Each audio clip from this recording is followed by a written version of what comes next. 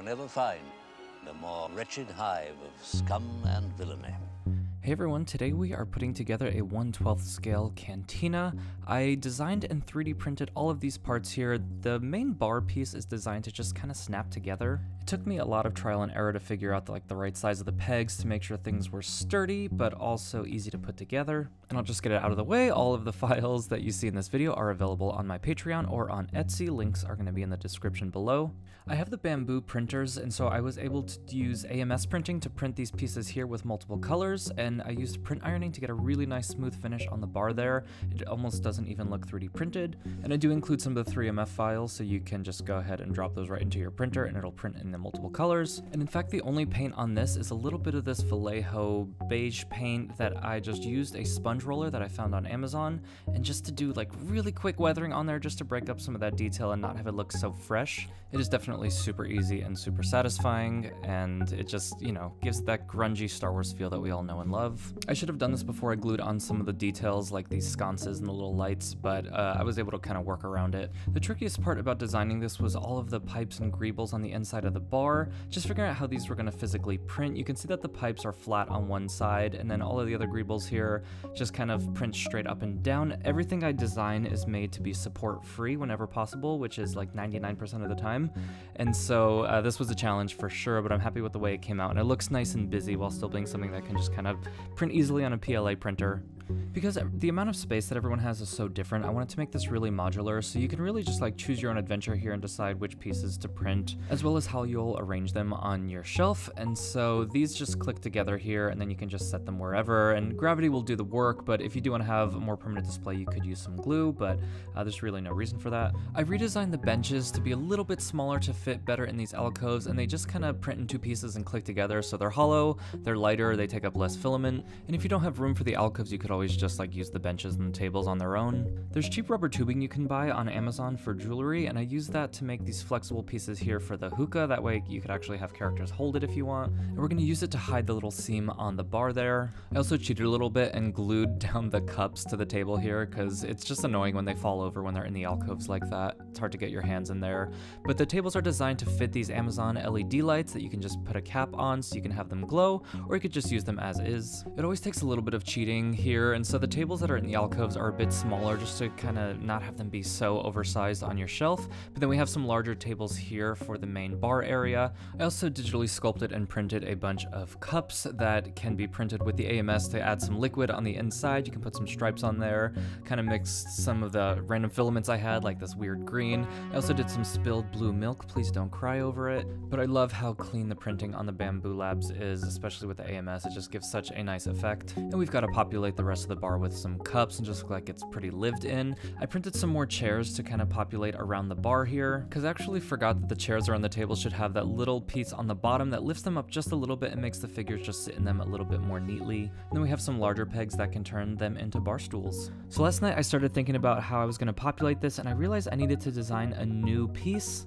And this is going to be so I can have the entire Cantina band in there and they'll all be visible, so just a little bit of a riser that fits inside the alcove. It's definitely a bit cramped in there, but are any of our shelves not cramped? And what is the Cantina without the bartender? So this is the bartender that we also did for my Patreon. The head sculpt is by Blue D, the body is by Glowing Ghost, and this was painted by Tim's Toys. Total team effort here to pull this off. These files for the torso and the head are on the Patreon as well. And the arms and legs are from Indiana Jones figures that are cheap currently, and all of those are linked in the posts on the Patreon. And then of course this first alcove here needs to have Han and Greedo. Who shot first? Leave a comment below. And we've got some more customs here with a Tika the Jawa body with a 3D printed head designed by the Glowing Ghost, and then just a standard Jawa that I did a dark wash on. And since he's a pretty cool, unique character, I'd love to show him off, so I'm gonna have him over here in the front of the bar. He's also quite short, so we don't want to block him. We've got the new Black Series Momane Don ordering 2 more shots. He's gonna go in the back here since he's a little bit larger. We'll get a nice view of him from pretty much anywhere. I repainted the hair on my Figuarts Luke, and I have him with these 2 open hands here to kind of recreate that Dr. Evazan and Ponda Baba scene where he's in the defense mode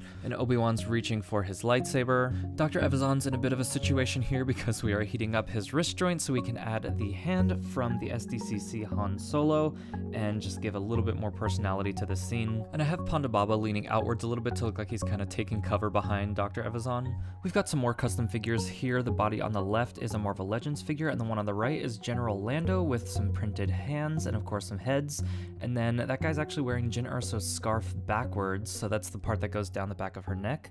Then we've got the Mayfek Sandtroopers, which are two of my favorite figures ever. The one on the right has the Black Series Pauldron and a custom hand that I got on Etsy, and I feel like they kind of kill the alien vibe a little bit, so I'm gonna have them over here on the side. So here's where we are now. We're still a bit of negative space in the middle there, but we have some more custom figures in order to fill that. So this body on the left is actually Hoth Leia, and the middle piece with the second set of arms is 3D printed, as well as these heads, and then that's actually Greedo's body on the right with some new shoulder pads and a bandolier from a Jawa figure, I believe. We'll just stick them in the back here, fleshing out this area a little bit. And I found these glass bottles on Etsy. They were a couple dollars each, and I bought a good amount of them. The translucency just helps break up the monotony of the rest of the pieces. Then we have another custom here with Garindan the Spy. The head and the cape are 3D printed, and the body is a Death Squad commander. And since we never really see him in the Cantina, I'm gonna put him over on the side here, tipping off the stormtroopers. So a lot of times when people put in other characters just to kind of flesh out a scene, it can be a little distracting when you recognize them. So I'm trying to find figures here that are a little bit less recognizable as certain characters,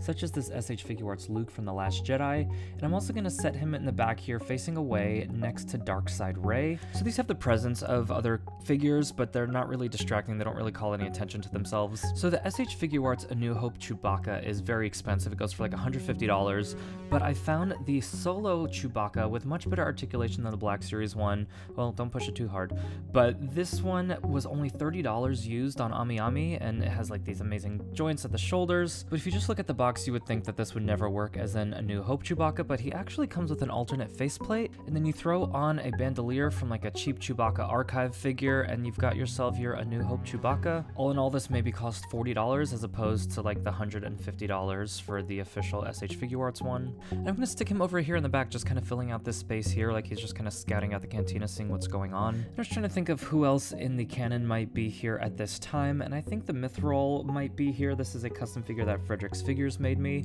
and I'm gonna face him away because I don't want it to be too distracting, but we'll have him over here like he's in conversation. We'll add Tika and some more Jawas in the front here since they're short and again aren't gonna block anyone else. So I know a lot of people love to kind of mix and match their Cantina scenes. They'll have Deadpool at the counter or Indiana Jones in one of the alcoves. I like to keep mine a little bit more canon accurate, but I'm really happy with how it's looking so far, and we have a good amount of figures filling this out. We're gonna take some atmosphere aerosol here and just kind of smoke this thing out to get some glam shots. Please leave a like and subscribe if you did enjoy the video today. Hopefully this inspires some of you guys to get into 3D printing. It's a bit of an expensive overhead at first, but I'd say that all of this stuff that you see printed here only took maybe $40 or $50 worth of filament, and you can see there's a lot of fun to be had here. Let me know who I am missing in my Cantina, if anyone, who you would put in your own Cantina, and if you have printed a display like this, please make sure you post it and tag me on Instagram so I can check it out. You can go to landspeederluke.com, which is linked below, to see all of the rest of my over 150 different dioramas that I've made over the years. As always, thank you all for watching, and I will see you all next time.